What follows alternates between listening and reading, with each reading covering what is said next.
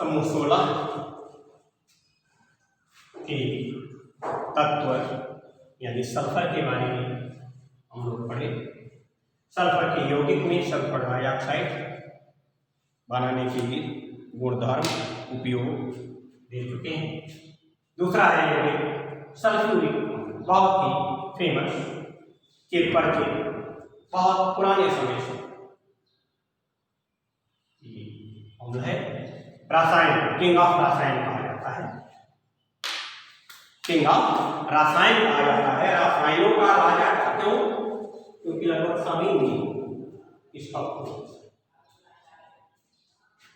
हर रासायनिक क्रियाओं में इसका उपयोग, हर उद्योगों में इसका उपयोग, कहीं न कहीं किसी न किसी प्रकार के उपयोग, कहीं निर्जलीय कारक के रूप में, कहीं आश्रित कारक के रूप में, कहीं जो है रिएक्शन के रूप में, किसी न किसी रूप में इसका हमेशा उपयोग होता है। चाहे ऑर्गेनिक हो चाहे नहीं ऑर्गेनिक हो, हर जगह सल्फोनेशन के रूप में हर जगह इसका उपयोग। तो आइए इस इंपॉर्टेंट कंपाउंड को पढ़ने के लिए हम इसके सामान्य परिचय को देखें।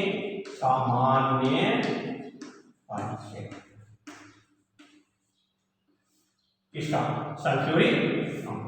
चलिए सामान्य नाम क्या है? सामान्य नाम क्या है? तो सामान्य नाम है इसका सल्फ्यूरिक अम्ल। बहुत सारे नाम। उपनाम क्या है? उपनाम है गंधक का अम्ल, गंधक का अम्ल। रासायनिक नाम क्या है? रासायनिक नाम क्या है? सामान्य नाम सल्फ्यूरिक अम्ल है। रासायनिक नाम क्या होगा? Hydrogen sulphate, hydrogen sulphate.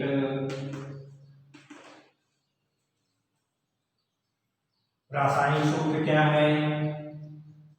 रासायनिक सूत्र क्या है? H2SO। बहुत रूपों में पाया जाता है, देखेंगे आप यौगिक में बहुत रूपों में होगा। रासायनिक सूत्र H2SO4। संरचना सूत्र क्या होगा? कैसे?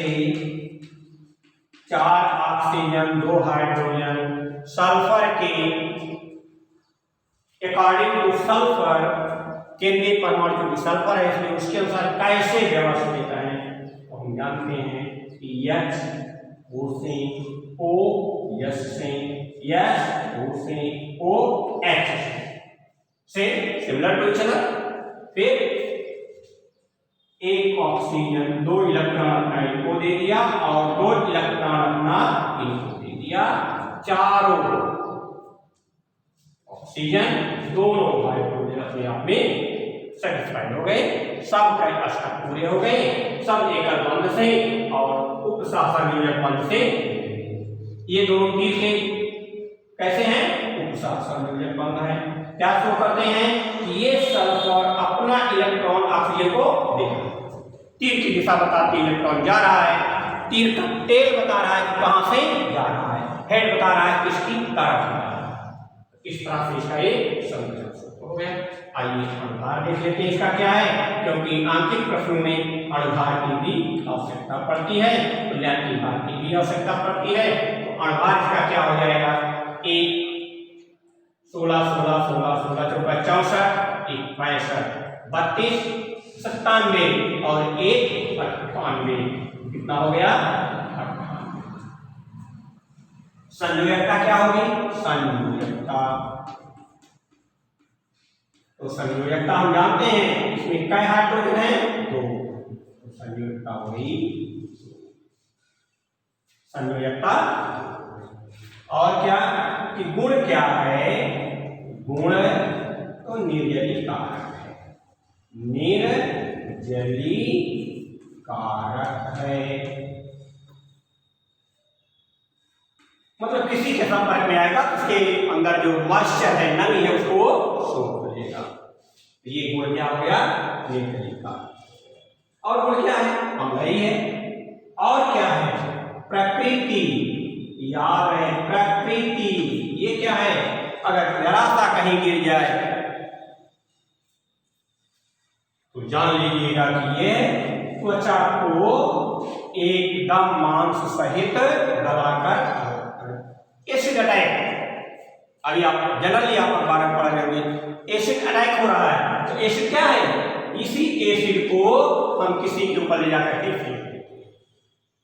सल्फ्यूरिक अम्ल, शांत सल्फ्यूरिक अम्ल है, किसी के ऊपर ले जाकर के फेंक दीजिए, क्षण मात्र में उसके शरीर का केवल ढांचा ही ढांचा नजर आएगा, बाकी सारे स्किन, मसल, सब चीजें क्या होंगी? वो जल जाएंगी, नष्ट हो जाएंगी। तो प्रकृति क्या है? तीव्र संक्षारक है, तीव्र संक्षारक, तीव्र संक्षारक। तो ऐसे खतरनाक यौगिक को प्रयोगशाला में बनाने की अनुमति नहीं है, साधारण विधि से भी बनाने की अनुमति नहीं है। जिस केमिकल में कहीं कहीं बन गया, जैसे लेड सल्फेट है, लेड सल्फेट ओजोन से क्रिया हो गई, कहीं अगर ओजोन मिली है तो क्या बन जाएगा? लेड सल्फेट बन जाएगा। सल्फेट बन रहा है, सल्फ्यूरिक अम्ल भी किन्हीं क्रियाओं में बन रहा है, वह एक बाई चांस है, बाई लक है, इसे ना तो प्रयोग में बनाने की अनुमति है और ना सामान्य विधि से बनाने की अनुमति है। लेकिन सो इम्पोर्टेंट, बहुत इम्पोर्टेंट यौगिक है जिसे किंग्स ऑफ रसायन कहते हैं, इसलिए इसे कहाँ बनाया गया? औद्योगिक पैमाने पर। इसके निर्माण की विधि में केवल औद्योगिक विधि। औद्योगिक विधि कितनी है? इंपॉर्टेंट है, इसलिए दो औद्योगिक विधि। पहला संपर्क विधि, जो आपके कोर्स में है, संपर्क विधि आपके कोर्स में है, आपको पढ़ना है। और दूसरा है शीश कक्ष विधि, शीश कक्ष विधि, जो आपके कोर्स में इस कोविड-19 के कारण कोर्स को कम करते हुए पाठ दिया गया है, जिसे आपको तो संपर्क विधि से हम इस सल्फ्यूरिक अम्ल का निर्माण करने की विधि को सीखेंगे। आइए, संपर्क विधि से सल्फ्यूरिक अम्ल का निर्माण। तो है संपर्क का मतलब सल्फर जलेगा, सल्फर डाइऑक्साइड बनाएगा, सल्फर डाइऑक्साइड ऑक्सीजन के संपर्क में आएगा, सल्फर ट्राइऑक्साइड बनाएगा। ये सल्फर ट्राइऑक्साइड ऑक्सीजन के संपर्क में कब आया, कैसे आया, किन किन परिस्थितियों में आया, ये हमारा जो है संपर्क विधि का संयंत्र बताएगा। यहां पर उत्प्रेरक है, प्रेरक की उपस्थिति में ये सल्फर ट्राइऑक्साइड है, और यही सल्फर ट्राइऑक्साइड है पानी के साथ मिल करके क्या बना लेगा? सल्फ्यूरिक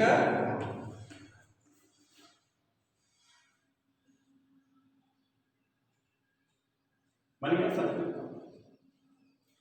इस तरह से ये, और अगर इसे हम पानी से ना बनाएं, सल्फ्यूरिक अम्ल में डाल दें, तब क्या हो जाएगा? H2SO7 क्या मिल जाएगा? ओलियम मिल जाएगा। और ओलियम जब मिल जाएगा तो इसमें पानी मिलाएंगे, जितना पानी उसी अनुपात में सल्फ्यूरिक अम्ल बन जाएगा, अर्थात H2SO7 plus H2O, arrow mark हो जाएगा 2 मोल्स ऑफ H2SO।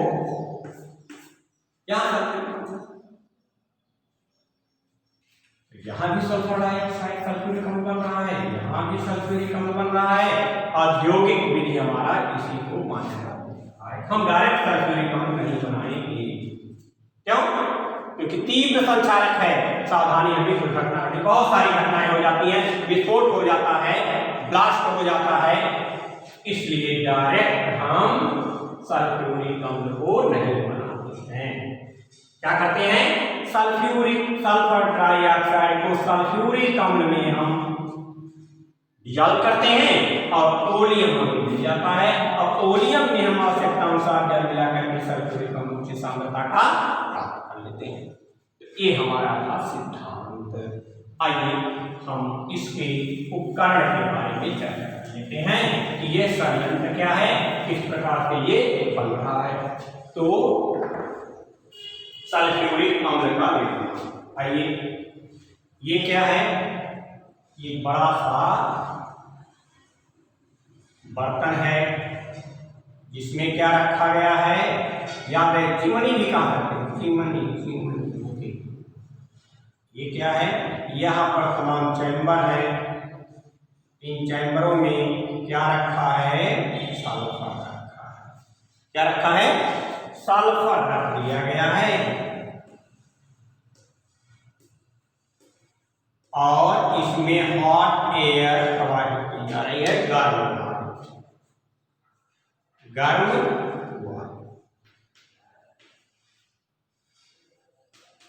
वायु कहां से आएगी? भट्टी से आएगी। ये सल्फर इसमें ये जो है जलेगा, सल्फर जलेगा और क्या बना लेगा?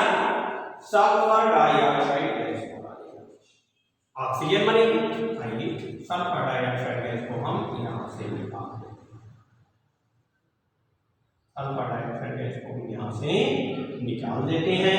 तो आगे कौन सा उपकरण मिल जाएगा कि सल्फर डाइऑक्साइड को हम, क्योंकि ये डस्टिंग है, यहां से फिर इधर से आने में ये ठंडी हो जाए, फिर इसे ऊपर ले जाएंगे, इसे ऊपर ले जाएंगे यहां मध्य तक, या न ले जाना चाहो डायरेक्ट यहीं, कोई बात नहीं होती। यहीं से हम जो है इसे क्या करते हैं, जल से गिर रहे फव्वारे में गिरा देते हैं। टैंक है जिसमें जल गिर रहा है, क्या गिर रहा है? जल गिर रहा है। कैसे? फव्वारे के रूप में। चलिए जहां से कटोगा भी उसको निकाल देते हैं।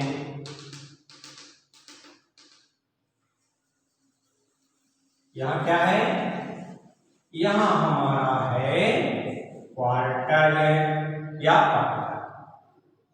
इस तरह से पानी हमारा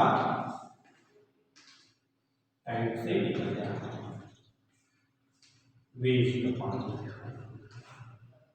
और गैस हमारी जो है, इसको हम यहाँ ना डाल करके, देखो 1 मिनट, हम इसको यहाँ ला करके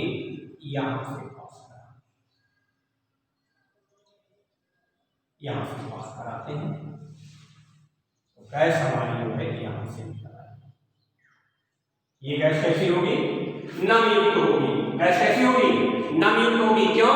क्योंकि जल फव्वारे के रूप में आ रहा है, अर्थात इसकी अशुद्धियां घुल जाएंगी और यह नम रूप में हो जाएगी, ठंडी हो जाएगी। अब ये क्या होगी?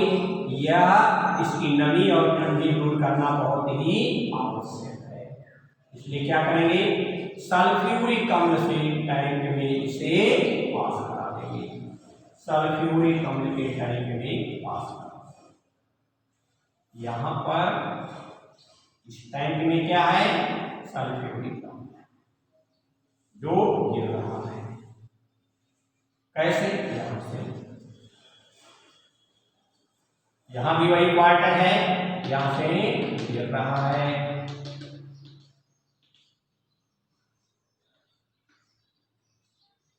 और यहाँ पर भी सल्फ्यूरिक अम्ल वेस्ट के रूप में निकल जा रहा है।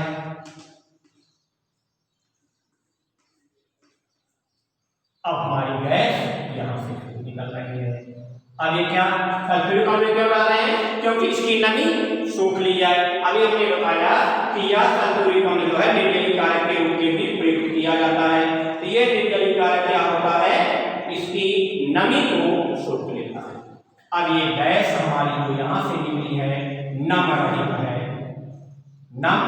नमी इसमें नहीं है, शुद्ध है।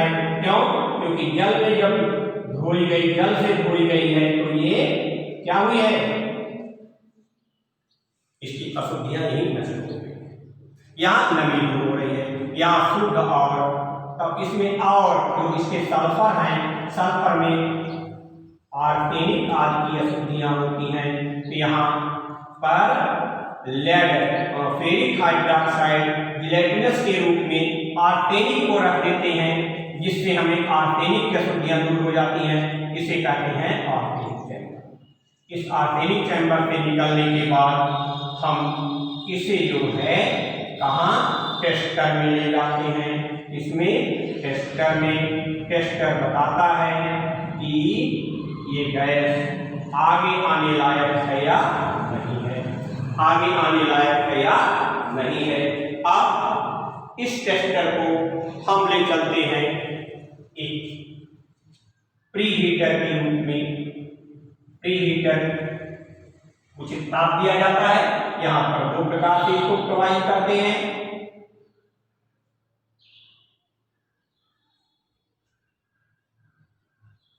यहां से भी बाहर निकालेंगे और यहां से भी बाहर निकालेंगे। ये इतना ही करो, चलो निकाल लेते हैं, देखने में अच्छा लगेगा। यहां से हम पास कराते हैं। कैसे? उत्प्रेरक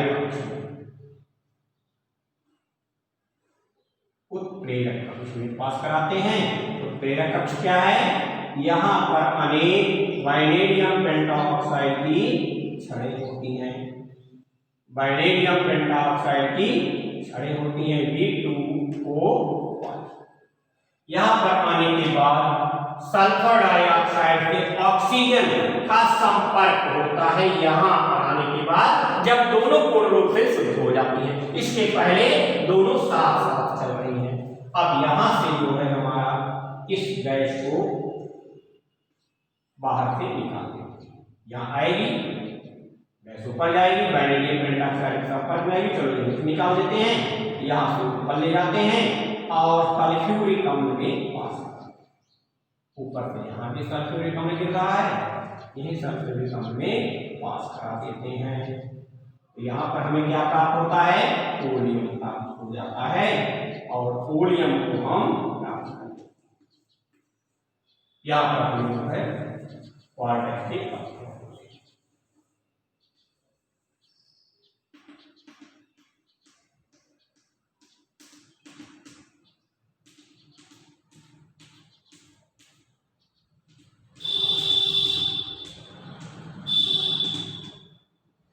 ये क्या है? क्वार्टर है। यहां क्या मिला आपको? सल्फ्यूरिक अम्ल मिल गया। गैस हमारी यहां आ रही है। यहां हमें क्या मिल गया? ओलियम मिल गया। ओलियम मिल गया। ये क्या है? उत्प्रेरक कक्ष है। उत्प्रेरक कक्ष है। ये क्या है? प्रीहीटर कक्ष है। प्रीहीटर चैम्बर है। ये क्या है? टेस्टिंग कक्ष है। टेस्टिंग चैम्बर है, जो बताता है कि अब आगे आप पढ़ने लायक है या नहीं है। ये क्या है? आर्सेनिक कक्ष है। आर्सेनिक चैम्बर है। इसमें क्या होता है? Lead iron hydroxide, ferrous hydroxide का जिलेटिनस पदार्थ भरा होता है। ये क्या है? शुष्कन ड्राई कक्ष है। Dry DRYING drawing chamber. Drawing chamber है। ये क्या है? वॉशिंग चैम्बर है। वॉशिंग चैम्बर है। ये क्या है? पायराइट बर्नर है या सल्फर चैम्बर है। सल्फर चैम्बर है। सल्फर चैम्बर है। यहाँ क्या रहा है? H2O आ रहा है, कैसा? ठंडा। यहाँ क्या रहा है? H2SO4 आ रहा है। यहाँ अगर हमें सल्फर